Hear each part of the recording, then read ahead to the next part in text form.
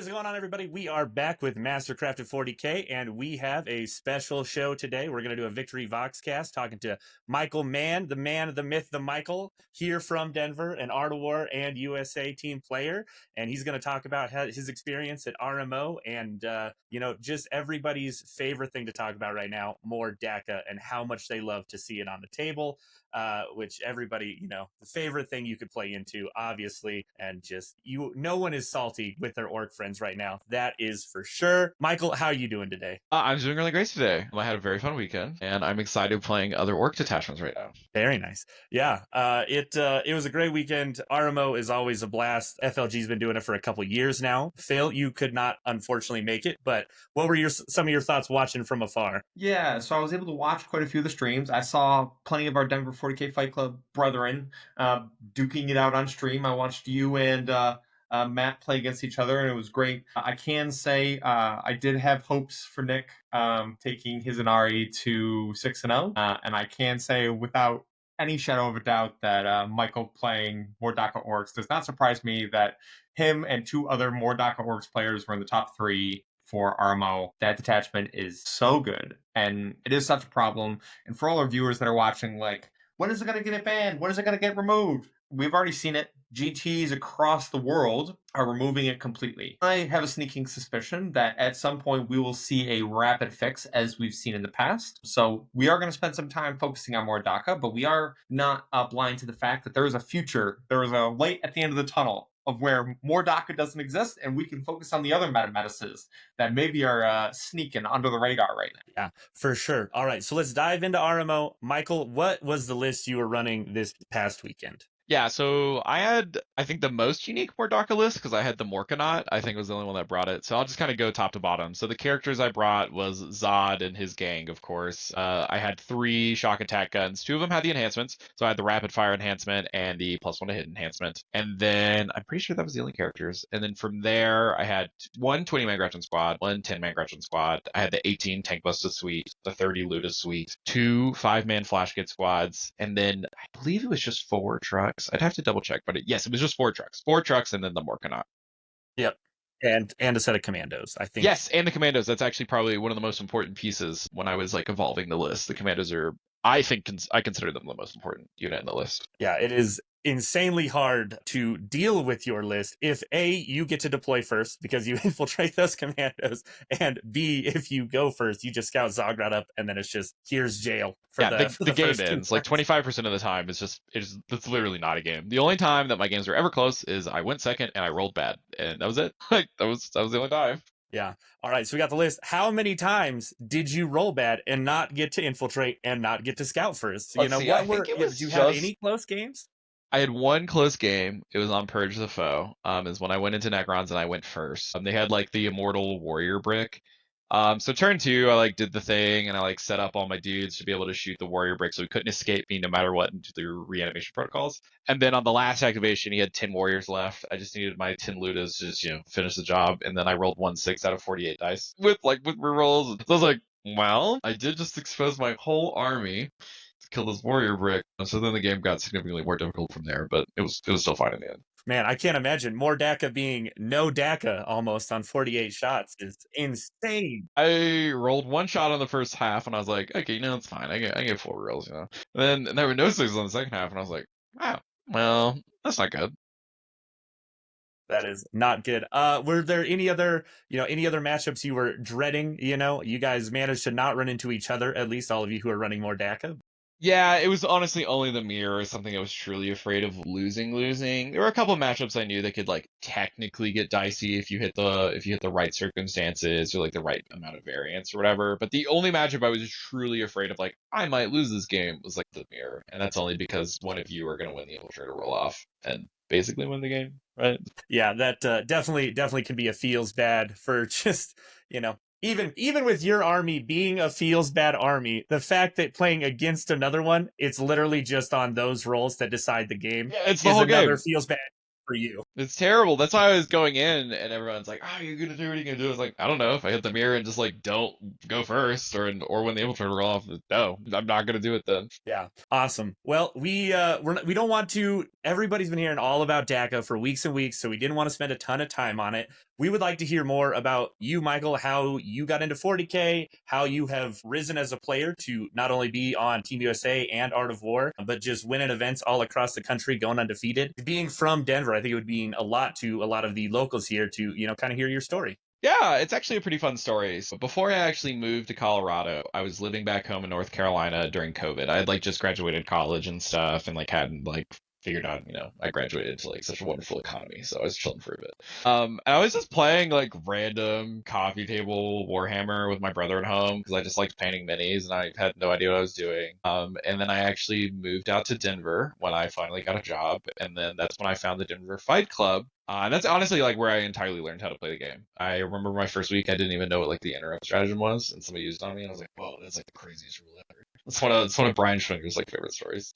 And then I kind of just went from there. I just grinded a whole bunch of games, and then over the 3 years, I was lucky. I just kind of got 40K. I will recognize that. I had a very natural kind of grab to the game. So within a couple years, that's honestly when I kind of went on the Team USA journey and all that stuff. I went to my first GT with Broken Jakari and went 5-1. And I was like, wow, I might actually be able to do it now. Spoiler alert: if you know Ninth Edition Jakari, it wasn't because of me. But yeah, I went to Fight Club all the time, and that's honestly learning how to play the game. Brandon Roddy is the one who set me on the path in order to be good at the games. Yeah, that's awesome. Have you really in your journey been playing obviously Drukari and Orcs? Have there been any other things that you've really played throughout the years as you've been so Drukari were my first tournament army, and I honestly bought them because I thought pirate ships were cool, and I didn't even know they were broken. I had literally no idea. Then after Drukari were nerfed and stuff, I had a bunch of store credit, so I bought an orc army. And then I was like, I don't know, orcs seem cool. So then I played orcs honestly for a good year after that, and that's kind of what I've been known for ever since then. Really, I like Thousand Suns quite a bit, as well as dabbled in demons quite a bit. But demons have kind of a tough time in teams, which is my main format at the moment, so I don't really mess with them too much. So really, orcs and T-Suns are kind of my main wheelhouse these days. Yeah, that's really interesting. Seeing orcs, they've always been kind of good in the meta. They always had tools. They're always one of those opportunities in armies that you do have a wide model range, and GW has definitely put a lot of energy and time into those. So it's good to have a codex and a range of models that is pretty wide, right, for being able to execute game plan. Teams is great. T-Suns, I really enjoy. We'll talk about that, guys, in a minute about the GW reveal, because T-Suns looks like they're getting some new models, which are sick. They look sick. I love them. I wish they were a little bit more dynamic, but I mean, they're T-Suns, so shambling boys walking down in their giant armor, I guess, makes sense. But they do look cool. I am looking forward to seeing them on the table. Yeah, a lot of cool things from there. Michael, what were some of your favorite things from the reveal show? I was pretty happy with everything on the reveal show. I thought everything they showed was actually really cool. R.I.P. Drukari, not even being on the schedule. Other than that, I think every other army got some really cool, exciting stuff. Right. I'm very excited for T-Suns. I was shocked that they're next. I thought they were going to be a little later. I thought World Eaters or Death Guard were going to be next, but T-Suns actually be cool. I really like those robots. I think their sizing is really interesting. I think what I'm really curious about is if they're going to have the breachable ability or not, because they're not much bigger than a Rubric Marine. Right? They are not. Yeah, so it'd be kind of weird if they were vehicles that had to skirt around walls and stuff. I don't know. They're a very interesting unit to me, so I'm curious what they're going to do with them. Yeah. I don't expect them to have a lot of movement either, right? They don't strike me as even a 6-inch movement unit. So if they don't have breachable and they only move 5 inches, man, I think it's gonna be a little interesting in terms of trying to find places. It's probably gonna be a billion T-Suns shenanigans on that codex. So yeah. Well, yeah, we can always expect that for sure. Cult of Duplicity, give me teleportation back. That's what we need. I need teleporting doom bolts. I don't want that again. I'm good. That's a hard pass for me. I do think it was very interesting. They're going to be able to, they said the ability is free Overwatch strat with them. I'm curious how many of you you'll get to take. And if there's one thing that T-Suns definitely needed, it was more ways to Overwatch well. There's more ways to cheat the game, right? Yeah, with that army. Tons of other good models, though, from, the other kill team ranges. And, everybody, of all the things we were talking about before the show, the Cathay models just do seem to be absolutely gorgeous and maybe the best thing of the reveal, which none of us are playing. But, multiple people are going to squeeze them in one way or another as proxies, I'm sure. So. Maybe one day 40K can be loved just as much as Old Worlds and Age of Sigmar. Maybe one day. Yeah, awesome. Yeah, well, we'll keep it moving. The next thing we want to talk about, post-DAKA nerfs, what do you think are going to be some of the things that kind of rise to the top in the meta after that update, which has to inevitably be coming? Yeah, I think it's probably going to be kind of the same stuff. I think orcs are actually still just as good, to be honest with you. I think they're easily like a top 5 army in the game, whether it be like Warhorde or Cavalry Brigade. Both of those detachments are still quite strong. I think I'm personally favoring Warhorde at the moment, but we'll kind of see what happens. Really, Warhorde has no guns, right? Versus like Top Brigade has access to guns, so it's like inherently more dynamic. But it may be like a singles versus like teams kind of argument of which you want to bring which. I think that new Custodians attachment is actually also quite powerful, right? The Lions of the whatever they're called. Right. +1 to hit, +1 to wound on all your models is really good, especially on wardens like blade champions and stuff like that. Trying to think what else is gonna be good. I mean, Bile's still quite good, right? Eldar is still quite good. I'm curious to see if Knights kind of still stay on the rise because Knights have been quite successful so far.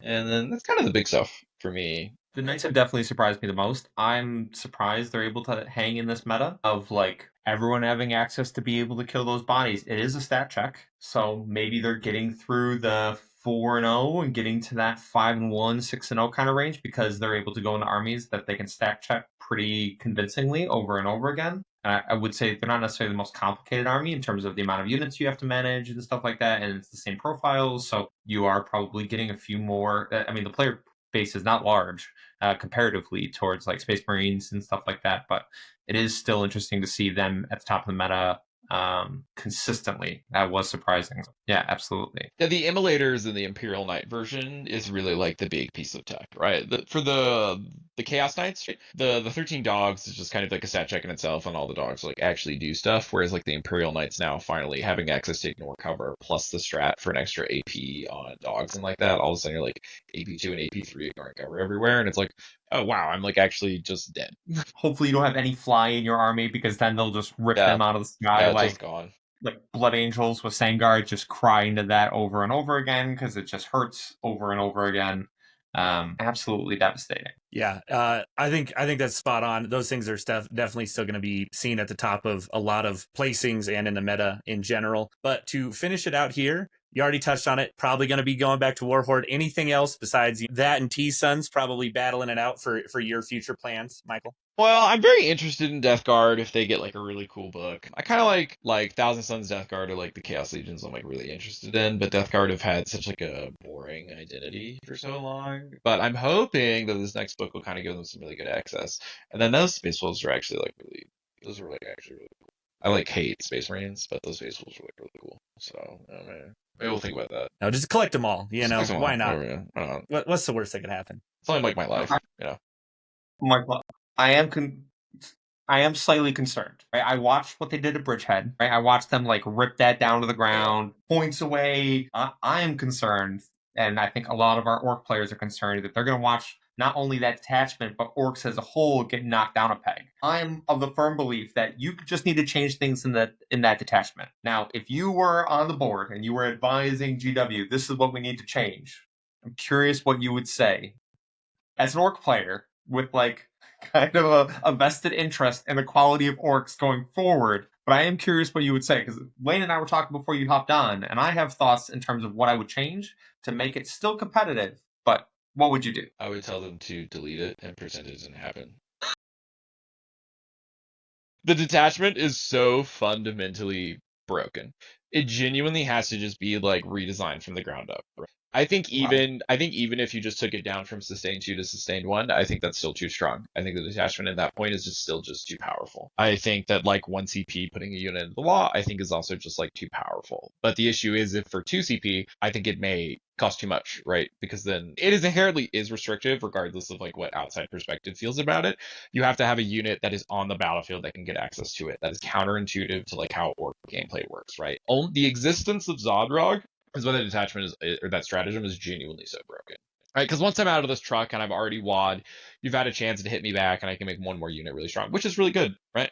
It's really a powerful stratagem, and I kind of like that, right? But I honestly think that it's so fundamentally flawed, it just has to be entirely redesigned. I think it's just a bit too good. Even if they were to, make the army rule that you just always have assault, and then in the while you got sustained 1 or even sustained 2 still. I think it'd be too good because I honestly table my opponents in like 1 turn. I genuinely, I do it in 1 turn. Most of my RMO games involves me calling the WA and then killing like 1,500 points of my opponent's army.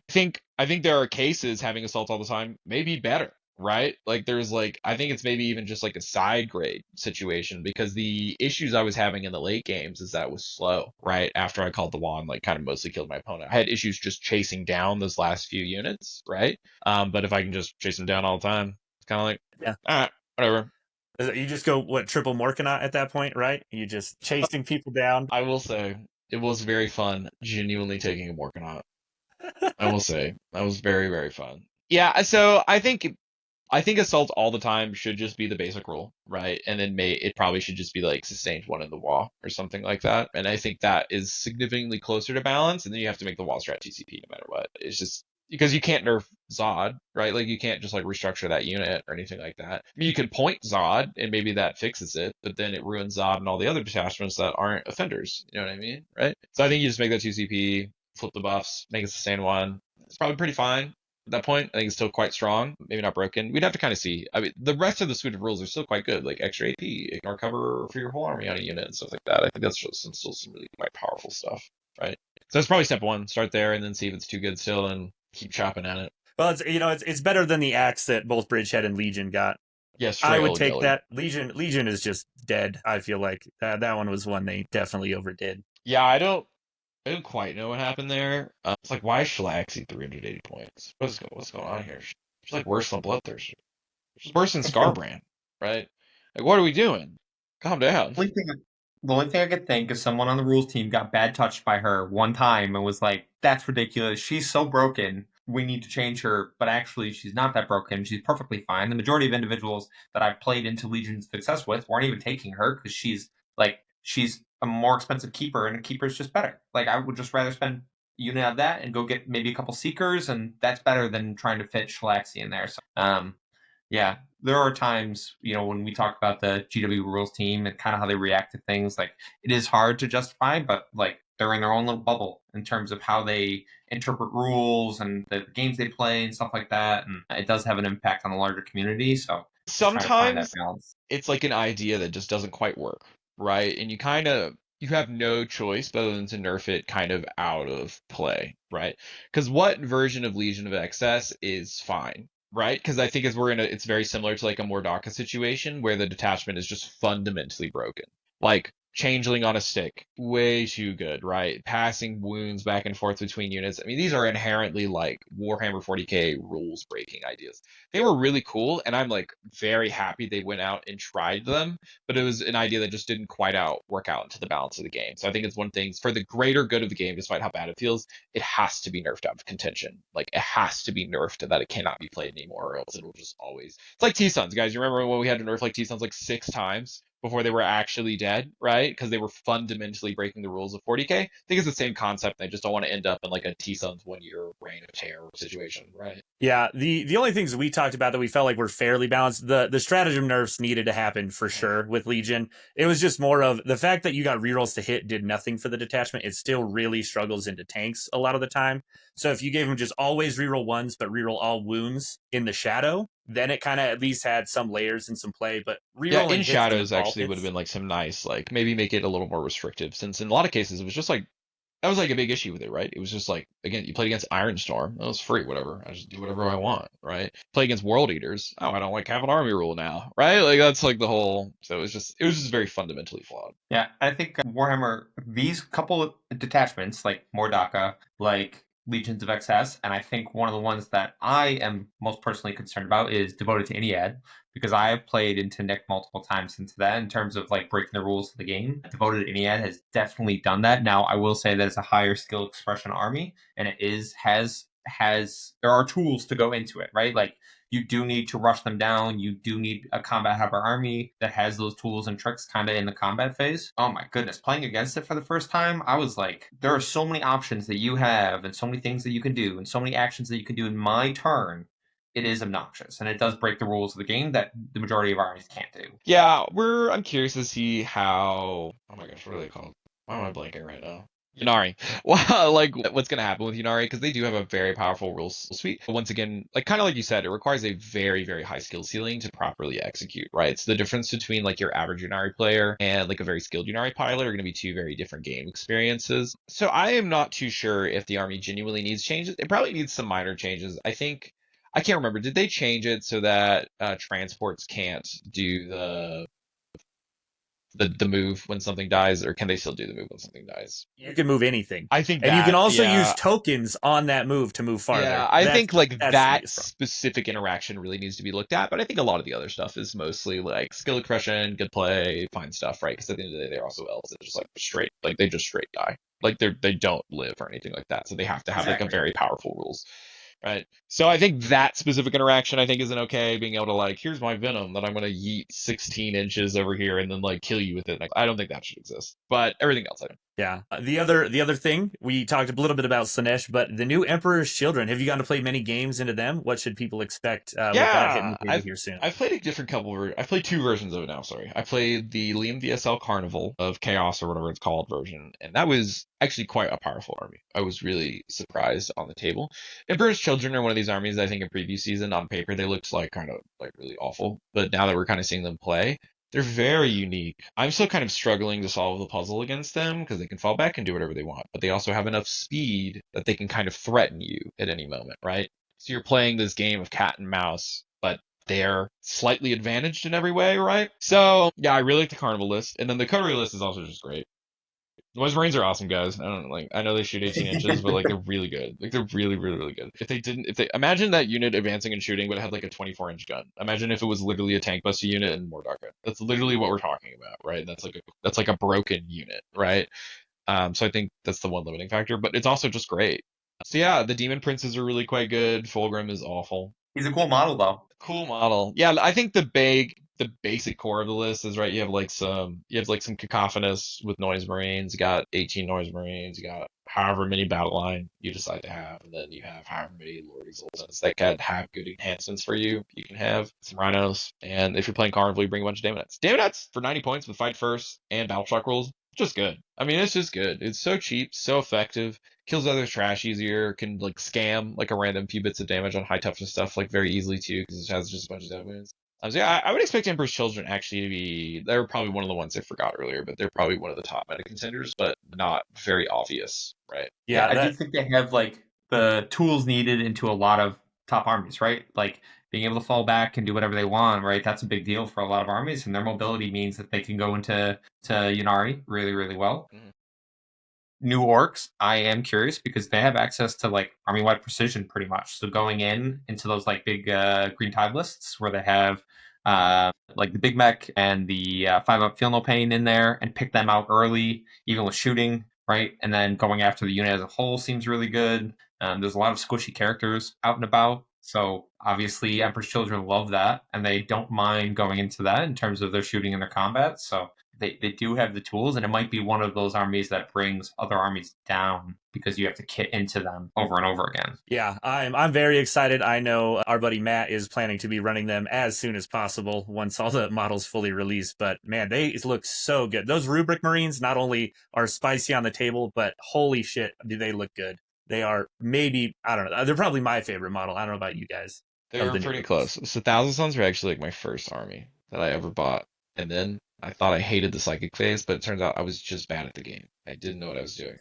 and then I bought a whole Two Sons army again. There you go. Well, it's been a pleasure having you on. Phil, we got anything else for Michael? Yeah, so we like giving people advice in terms of like a lot of our viewers like to know how they can get better at the game. We talk to them about like understanding their rule set and practicing the game. And honestly, like you can practice the game with the player just for the first two turns and learn a lot just in those first two turns to help develop you into a better player. What do you think? Besides, obviously, our father Brandon Roddy teaching you how to play the game of 40K, like what advice would you give players at different levels of their competitive experience, like just starting off, maybe at that middle of the road patch, or maybe they're struggling with that 5-1 trying to get to that 6-0 consistently? What would you give them as pieces of advice? I think like the big piece of advice, and with all my coaching clients, this is like really the big thing I go over, is that you have to really construct a list that works for you. Like you can see this if you look through my entire tournament history. I've always played lists that are like still quite powerful, but they're not like the copy paste definition of the like best list in the game. I think really identifying specific tools that you kind of like to have, or specific concepts you're looking for, or units you're just like flat out comfortable playing, are always going to be inherently more powerful than just like, I copy pasted whatever GT winning list. It just doesn't really matter at the end of the day. Now, that doesn't mean you can be wrong. You can be wrong and like play bad units, and like you have to like also accept that, right? But like if you like truly identify a really like what you think is really quite good and something that can really do something for you, you should just play it. It's always my big piece of advice. It's just play the list that works for you and is best for you, regardless of like kind of like outside of things or something like that, right? Yeah, that's totally fair. I will continue to run Bulgrin no matter how much people tell me not to. I think that's sound advice. I could not agree more. Yeah. But yeah, I think that's it. Thanks again, Michael, for coming on. It's great to have you. Congrats again on going 6-0 at RMO. And hopefully we'll have you on again here soon. Yeah, hopefully so. Thank you very much. Yeah. All right, everybody. Don't forget that victory isn't given, it's forged. And we'll see y'all next time on Mastercrafted. See you.